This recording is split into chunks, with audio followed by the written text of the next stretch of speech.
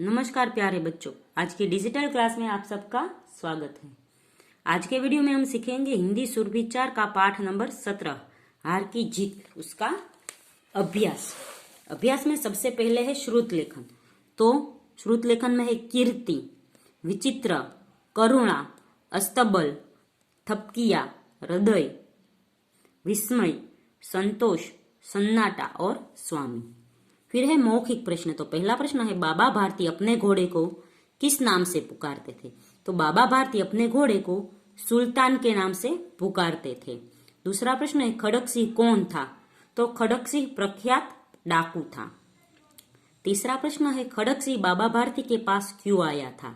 तो खड़क सिंह बाबा भारती के पास उनका प्रिय घोड़ा सुल्तान लेने आया था। फिर प्रश्न है बूढ़ा बीमार आदमी कौन था? तो जवाब है बूढ़ा बीमार आदमी डाकू खड़क सिंह था। फिर है सही गलत। तो पहला है किसान को अपने लहलहाते खेत देखकर क्या होता है? तो आनंद होता है। फिर दूसरा है बाबा भारती कहाँ रहते थे? तो बाबा भारती मंदिर में रहते थे। तीसरा है खड़क सिंह बाबा भारती के पास क्यों गया? तो खड़क सिंह बाबा भारती के पास सुल्तान की कीर्ति सुनकर गया। फिर प्रश्न है किसने किससे कहा, क्यों कहा? तो यह पहला है मैं सुल्तान के बिना नहीं रह सकूंगा। तो यह वाक्य बाबा भारती ने कहा क्योंकि उसे सुल्तान बहुत प्रिय था। दूसरा है विचित्र जानवर है, देखोगे तो प्रसन्न हो जाओगे। तो यह वाक्य बाबा भारती ने बलवान और सुंदर होने के कारण कहा।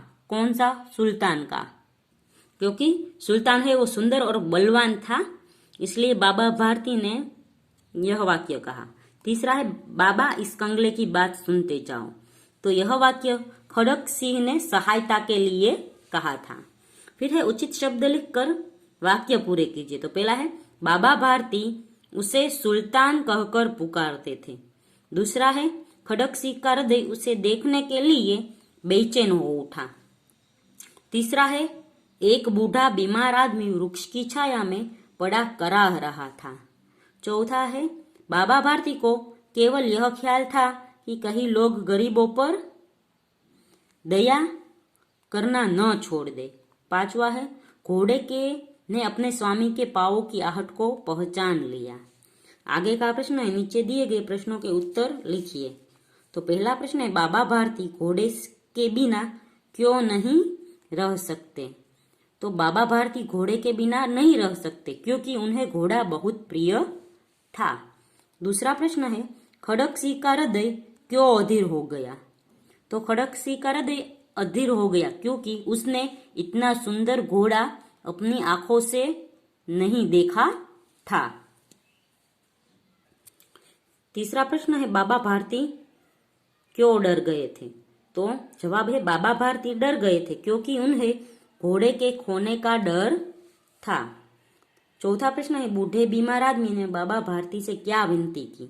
तो उसका जवाब होगा बूढ़े बीमार आदमी ने बाबा भारती से विनती की कि बाबा मैं दुखिया हूँ, मुझ पर दया करो।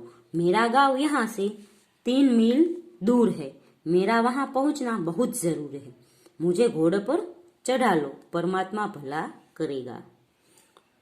पांचवा प्रश्न है बाबा भारती ने खड़क सिंह से क्या प्रार्थना की? तो जवाब होगा बाबा भारती ने प्रार्थना की कि इस घटना को किसी के सामने प्रकट न करना। लोगों को यदि इस घटना का पता चल गया तो किसी गरीब पर विश्वास नहीं करेंगे। आगे का प्रश्न है भाषा से नीचे दिए गए शब्दों के स्त्रीलिंग रूप लिखिए। तो घोड़ा तो घोड़ी, साधु तो स्वाध्वी, दास तो दासी, देव तो देवी, पिता तो माता, पुत्र तो पुत्री। दूसरा प्रश्न है दिए गए शब्दों के लिए उचित विशेषण शब्द लिखिए। तो सुंदर घोड़ा, लहलहाते खेत, रंग बिरंगा मोर, डकैत खड़क सिंह, कोमल हृदय, गरीब किसान। आगे है नीचे दिए गए वाक्यों को शुद्ध करके दोबारा लिखिए। तो पहला वाक्य होगा बाबा भारती एक छोटे से मंदिर में भजन करते थे। दूसरा होगा उसका हृदय घोड़े को देखने के लिए बेचैन हो उठा। तीसरा होगा घोड़ा वायु वेग से उड़ने लगा।